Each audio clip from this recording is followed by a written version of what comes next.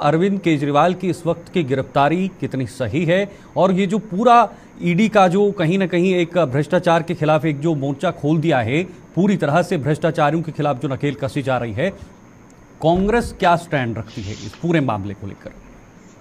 देखिए, कांग्रेस का सीधा सा स्टैंड है, भ्रष्टाचारी बेईमान कोई भी हो उसको उसके अंजाम तक पहुंचाया जाना चाहिए।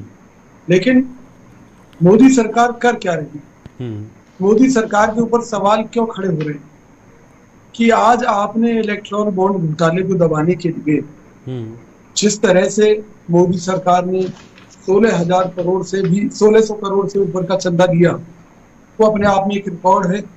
जिस तरह से कंपनियों पर पहले सीबीआई की रेड पड़ी, इनकम टैक्स की रेड पड़ी, दूसरे विभागों की रेड पड़ी, और जैसे ही चंदा बीजेपी के खाते में जमा हुआ, सारी कार्यवाहियां कहाँ चली गई?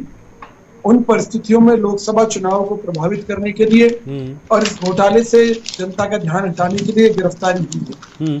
लेकिन ये प्रक्रिया तो काफी देर से चल रही थी विजय जी, प्रक्रिया तो काफी देर से चल रही थी।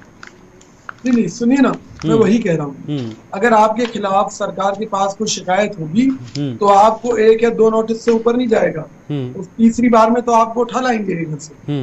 केजरीवाल को इतना लंबा समय क्यों दिया गया? क्या लोकसभा चुनाव घोषित होने का इंतजार कर रही थी बीजेपी? पहली बात। दूसरी बात यह है, मैं जवाब देना चाहूंगा। बिल्कुल जवाब दूंगा आपसे, बिल्कुल जवाब दूंगा। हरियाणा के अंदर एक पूर्व मंत्री जिनके खिलाफ सीबीआई के मामले दर्ज थे, जैसे वो भाजपा में शामिल हुए, आज वो सीबीआई की अदालत से बरी हुए। अशोक चौहान, जिनको खुद मोदी जी ने भ्रष्ट कहा था, जिनके खिलाफ आदर्श घोटाले के मामले में जांच चल रही थी, उनको मोदी जी भाजपा में लाए और अगले दिन राज्यसभा का सांसद बना दिया भाजपा का। ठीक है। अजीत पवार, जिन पर कई हजार करोड़ के घोटाले के आरोप हैं, जिनके लिए फडणवीस कहते थे कि वो जेल जाएंगे क्योंकि उनके खिलाफ पुख्ता सबूत है। ठीक है। आज वो मोदी जी की सरकार के साथ सरकार चला रहे हैं। इतनी लंबी फेहरिस्त है जो ये साबित करने के लिए काफी है कि चौकीदार ही चोर है। देखिए, मैं ये कहना चाहता हूँ, मोदी जी के बगल में छुरी और मुंह में राम राम है। देश को लूट कर बर्बाद करना भाजपा का काम है। भाई साहब, राम आज को आपने चाहे माना विदेश कब है? व्यापार घाटे की बात हो, विजय जी, राम आज को चाहे आपने माना विदेशी कब है? कर्जे की बात हो, आज चाहे विरोधियों की आवाज को सीबीआई ईडी के माध्यम से दबाने की बात हो, आज कांग्रेस छोड़कर बीजेपी में जाने वाले नेताओं के ईमानदार होने की बात हो, मोदी सरकार हर वो काम कर रही है जिससे लोकतंत्र की हत्या हो। शराब घोटाले को लेकर कांग्रेस ने आवाज उठाई थी, लेकिन बीजेपी ने नहीं सुनी, क्योंकि बीजेपी चाहती थी कि शराब घोटाला हो और वो अरविंद केजरीवाल को ब्लैकमेल कर सकें। अब अरविंद केजरीवाल ब्लैकमेल नहीं हुए और उन्होंने कांग्रेस से गठबंधन कर लिया, तो इन्होंने गिरफ्तार कर लिया।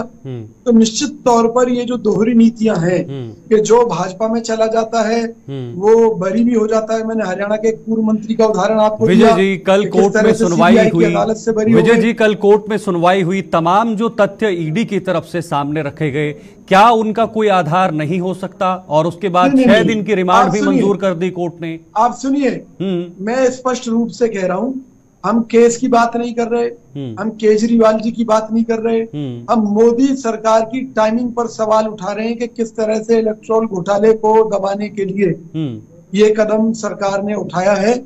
वरना चुनाव के बाद बात कर लेते। केजरीवाल देश छोड़कर थोड़ी ना भाग रहे थे। जब आप 9 संबंध में उन्हें मौका दे सकते हैं और 2 संबंध जाने देते। चुनाव कितने दिन की बात है? ठीक है। लेकिन ये एक प्री प्लान्ड योजना के तहत ये काम किया गया, जिससे कि विपक्षी गठबंधन के ऊपर, यानी कि केवल और केवल कांग्रेस को घेरने के लिए आरोप लगाया जा सके कि कांग्रेस एक भ्रष्ट पार्टी के साथ समर्थन करके उसके साथ खड़ी है, जबकि उनके भ्रष्टाचार है, गलत काम से हमारा कोई मतलब नहीं है। कांग्रेस पार्टी का कोई लेना देना नहीं। जल्दी से निश्चित तौर पर शीतल जी, देखिए, जो कल तक राम के अस्तित्व पर सवाल उठाते हैं, आज वो राम राम करते हुए नजर आते हैं, तो परिवर्तन यहाँ सकारात्मक है, हमें डरने की कोई जरूरत नहीं है। जिस तरीके से कांग्रेस ने विजय जी अभी कहा, ठीक है विजय जी, धर्म को धंधा बना दिया। विजय जी, आपका समय नहीं है। धर्म को धंधा बना दिया।